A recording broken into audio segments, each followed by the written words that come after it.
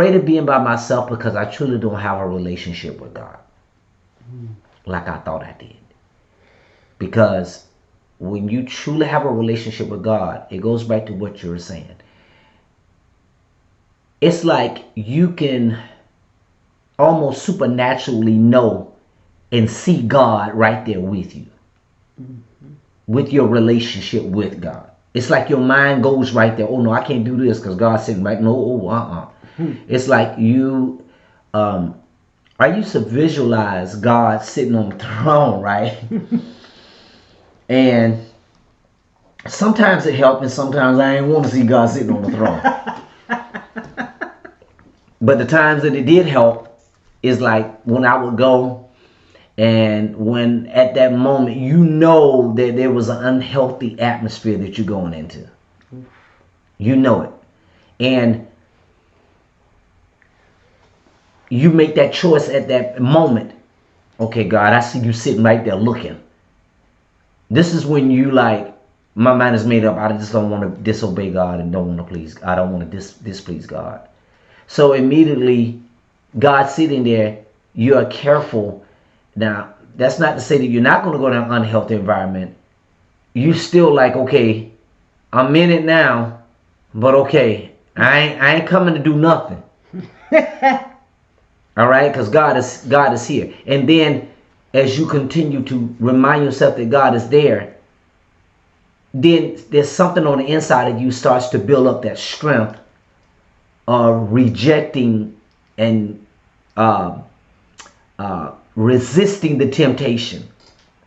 You know what I'm saying? So now it gives you the strength. So when it gives you the strength, now you're able to walk away from that, because he will give you a way of an escape. And when he gives you that way of an escape, you take that way of an escape and get up out of there. All right. Now, when you get up out of there, you feel good about what has taken place. It has given you strength. Okay. To be able to face the next situation that was going to come up. But let's talk on the other side. When you did give in, and at that moment you wasn't thinking about God at all, and you gave in,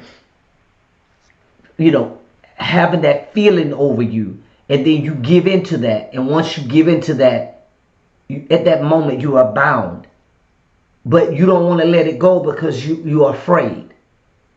You're afraid because you don't want to be alone, especially when I was married in my first marriage for 14 years, that was one of the hardest things to do, is to get back single again. Because I was so used to being with this person for 14 years, it was hard for me to transition from that, from being married to single. And that was very difficult. So I went through a major process in being detoxed, and sometimes I didn't want to be detoxed. Sometimes that's why I went out of the marriage and jumped right into the relationship, because I was so used to being with somebody, even though it wasn't healthy. That marriage wasn't healthy at all, and it wasn't God ordained.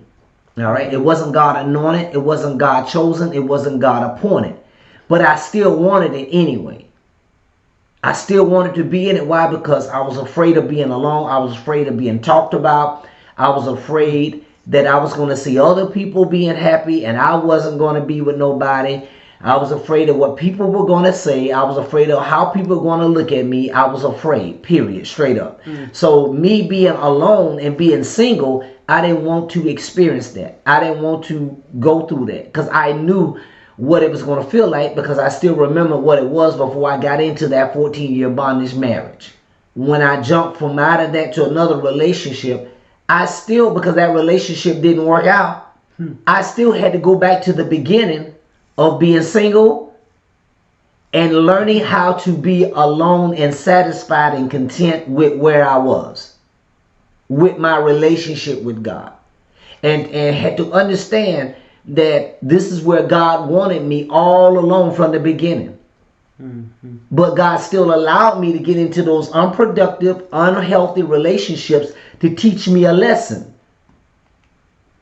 to show me me, and to show me where all the choices that I made, all the consequences that came along with those choices, and how I wasted a lot of time, and how I misled people unintentionally, but still misled them because I was focusing on me and what I wanted and not caring about how it was going to affect them.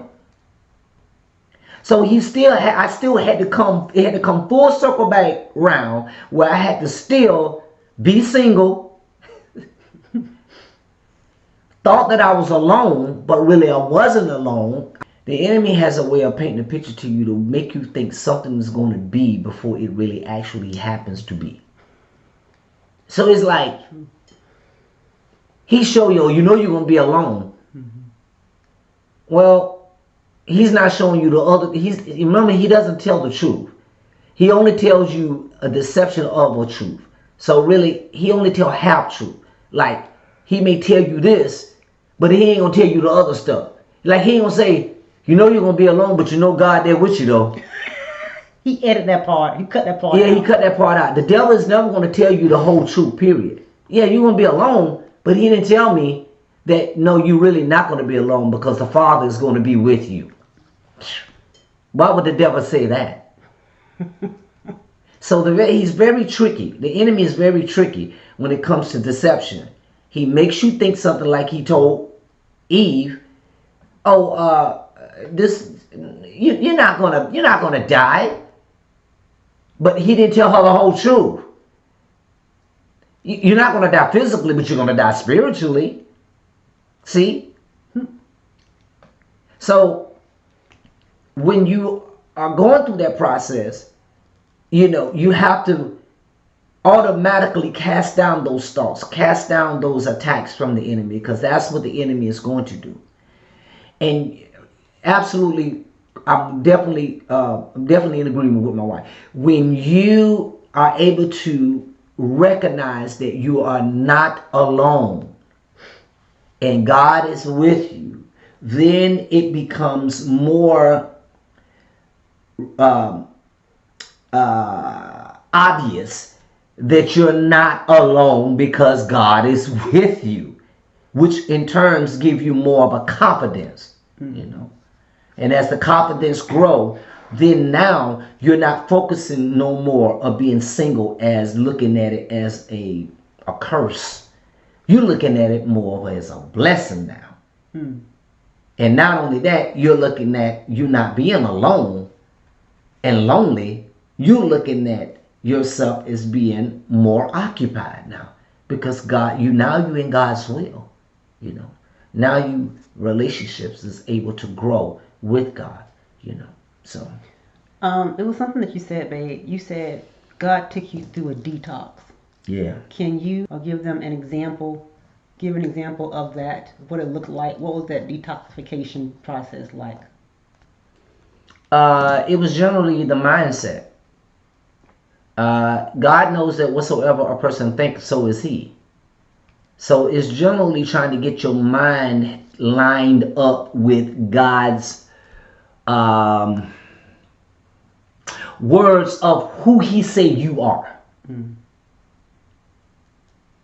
Because words are very powerful. So the detox that I had to go through was God had to teach me how to cleanse my mind from thinking that giving the energy to fear of being alone. So believing the truth and not the lie. Yeah, he's basically getting your mind back in order to understand, because whatsoever a person thinks, so are they.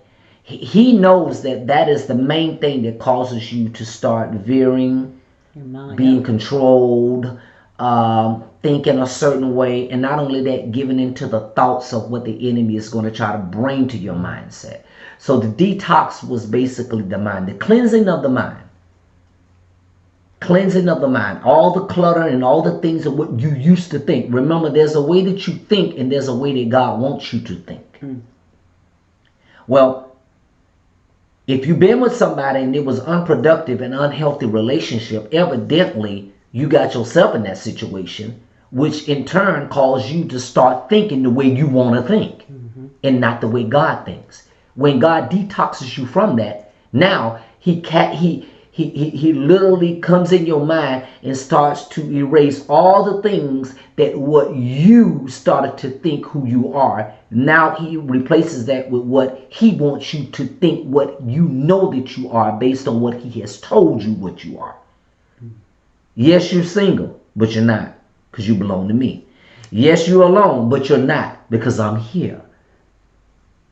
See, so you said something that was very powerful in regards to how the enemy will say part truth, but he won't tell you the whole truth. And I want you to write this down. The enemy gives facts, not truth, right, which equals fear. yeah, Write absolutely. it down and repeat that. Enemy gives facts. The fact is you are alone. But that's You're not the going to truth. be alone. But the truth is you're never alone. God is with you Right. always. Absolutely. Does that make sense? Absolutely. So when you're listening and believing the mindset, you believe in the facts of a lie because you're not given the whole truth, it equals fear. Mm-hmm. The enemy comes and say, you're going to be broke. You broke. Okay, that might be true. The fact is I'm broke. But the truth is, I won't be broke for long. Right. God is giving me all I need. He's my provider. Mm-hmm. The wealth is stored for me. It's stored up for me. So you can't believe you're gonna be single forever. Mm-mm. But God. See, he doesn't add the but God part. Mm-mm. He's not gonna add it. You gonna die. But God said you shall live and not die. Mm-hmm. Think about it. Think about it. We have to stop thinking and believing the facts. Because even half truth is a lie. Yep. Just like partial obedience is disobedience, partial truth is still a lie. Mm-hmm. If you're not telling me the whole thing. The context of it. That's why we got to be careful what you hear. Mm-hmm. Everything you hear is not the whole story. That's why people say there's 3 sides. And only the third side, God's side, is going to give you the whole That's story. right. Absolutely. And if you don't have a relationship with God, all you have is what the enemy is telling you. You got to know the whole story. And when you know the writer of the book, you can tell them, devil, you a lie. That's not how the story goes. That's not how it was written. The enemy does that. It is written. And Christ came back, but XYZ. He always had a rebuttal for him, but it is written. You can turn this stone into bread. And Jesus came back with what? What his Father said. See, you can't rebuttal when you don't know the truth. And the truth only comes from communing and spending time with your Father. The Holy Spirit will teach you what to say, what to believe. So when the enemy comes talking about you're going to be lonely and you're going to be all by yourself, the devil is a lie. But God, this is what God said. Why is it so easy for us to believe a lie from the enemy instead of the truth from God? I'll never know. It's just easier, I guess, to believe the lie.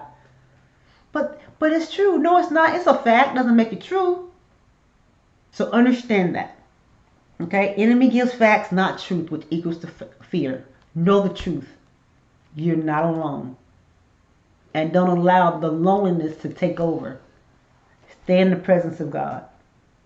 Don't rely on the ungodly, unproductive, and unhealthy relationships from your past to bring in the fears of you being by yourself now. Okay?